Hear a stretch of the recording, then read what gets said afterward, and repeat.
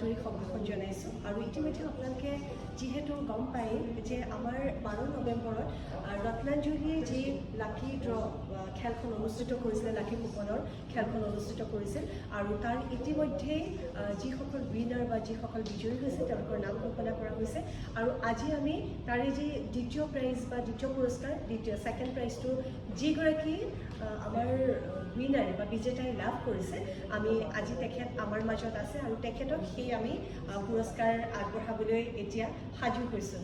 গতিকে আজি যিগৰাকী উইনাৰ সেইগৰাকী আমাৰ মাজত উপস্থিত আছে, চিপাঝাৰৰ পৰা আহিছে। নমস্কাৰ, আপোনালোকৰ আগলৈ আহক আৰু আপোনাৰ নামটো এবাৰ কৈ দিয়ক। আমাৰ যিসকল দৰ্শকে চাই আছে তেওঁলোকক ৰাইজক এবাৰ নামটো কৈ দিয়ক।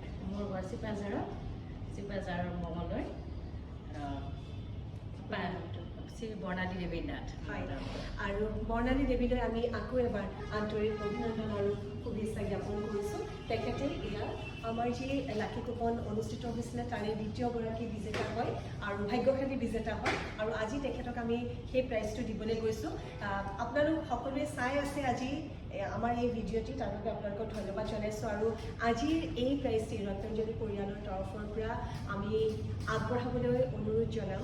আমাৰ স্বত্বাধিকাৰী আছে, আপোনালোক সকলোৰে পৰিচিত আমাৰ শ্ৰদ্ধাৰ এষ্ট্ৰলজাৰ ডক্টৰ মঞ্জুশ্ৰী আছে আৰু মঞ্জুশ্ৰী বাইদেৱে এই যি পুৰস্কাৰ এই প্ৰাইজটো আগবঢ়াব, কিন্তু তাৰ প্ৰাক মুহূৰ্তত আমি এইগৰাকী উইনাৰ এইগৰাকী বৰ্ণালীক আমি এটা ফুলৰ থোপাৰে তেখেতক সম্ভাষণ জনাম। কিন্তু তাৰ আগতে মই পাপৰি বননি জনাইছোঁ আমাৰ ৰত্নাঞ্জলি পৰিয়ালৰ এগৰাকী সদস্যা, তেখেতে গামোচাৰে তেখেতক আমাৰ ৰত্নাঞ্জলি পৰিয়ালৰ তৰফৰ পৰা মৰম যাচিব।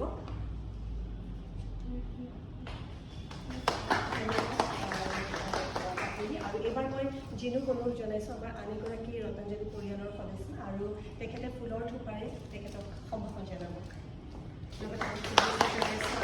আমি ভাবিছোঁ যিহেতু সেই ক্ষণ, সেই মুহূৰ্ত, যিটো ক্ষণৰ বাবে খুব